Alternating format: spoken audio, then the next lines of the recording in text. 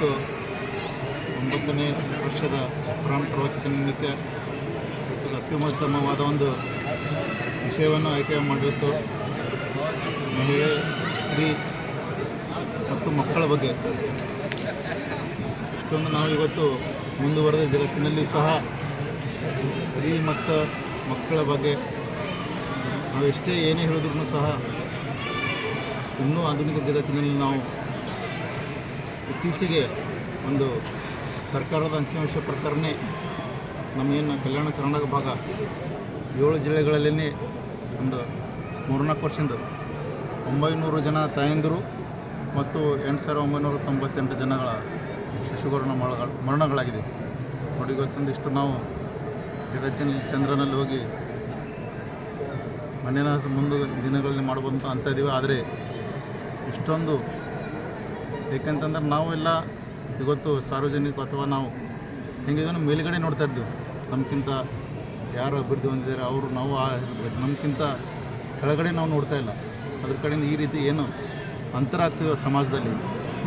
ಇವತ್ತು ಇದು ಶಿಶು ಮರಣ ಇರ್ಬೋದು ಅಥವಾ ತಾಯಂದಿರು ಪ್ರಸವ ಪೂರ್ವದಲ್ಲಿ ತಾಯಂದಿರು ಮಾಡೋಕ್ಕಾವ ಅಥವಾ ಜನನ ನಂತರನೂ ಸಹ ಸಾಕಷ್ಟು ಮಾಡ್ತಾರೆ. ಈ ಸಂಖ್ಯೆ ಇದು ಬರೀ ನಮ್ಮ ಕಲ್ಯಾಣ ಕರ್ನಾಟಕ ಬರೀ 7 ಜಿಲ್ಲೆ ಅಂಕಿ ಸಂಖ್ಯೆ ಇದೆ. ಇದು ನೀವು ಕರ್ನಾಟಕ ಮತ್ತು ದೇಶಾದ್ಯಂತ ಅಥವಾ ಇಡೀ ವಿಶ್ವದಾದ್ಯಂತ ತೊಗೊಂಡ್ರೆ ಎಷ್ಟೊಂದು ಸಂಖ್ಯೆಯಲ್ಲಿ ಮರಣಗಳು ಸಂಭವಿಸ್ತಾ ನೋಡಬಹುದು. ಅದ್ರ ಕಡೆಯಿಂದ ಈ ನಿಟ್ಟಿನಲ್ಲಿ ಇಂಥದ್ದೊಂದು ಇವತ್ತೇನು ಕುರಾನ್ ಪ್ರವಚನ ಇವತ್ತೊಂದು ಕಾರ್ಯಕ್ರಮ ಮಾಡಿ ಮೊಹಮ್ಮದ್ ಕುವೆಂತ ಮುಖಾಂತರ ಇವತ್ತೇನು ಸಂದೇಶ ಕೊಟ್ಟಿದ್ದಾರೆ. ಈ ಸಂದೇಶ ಭಾಳ ಜನರಿಗೆ ಮನಮುಟ್ಟುವಂತಿತ್ತು ಮತ್ತು ಅದು ತಿಪ್ಪೋಕ ಆಗ್ತದೆ. ಮತ್ತು ಏನು ಮುಂಬರೋ ದಿನಗಳಲ್ಲಿ ಈ ಸಂಖ್ಯೆ ಕಮ್ಮಿಯಾಗ ಎಲ್ಲ ಜಾಗೃತಾಗಿ ಕಮ್ಮಿಯಾಗ ಚಾನ್ಸಸ್ ಇದೆ ಅಂತೇಳಿ ನಾನು ಈ ಮುಖಾಂತರ ಹೇಳಬಹುದು.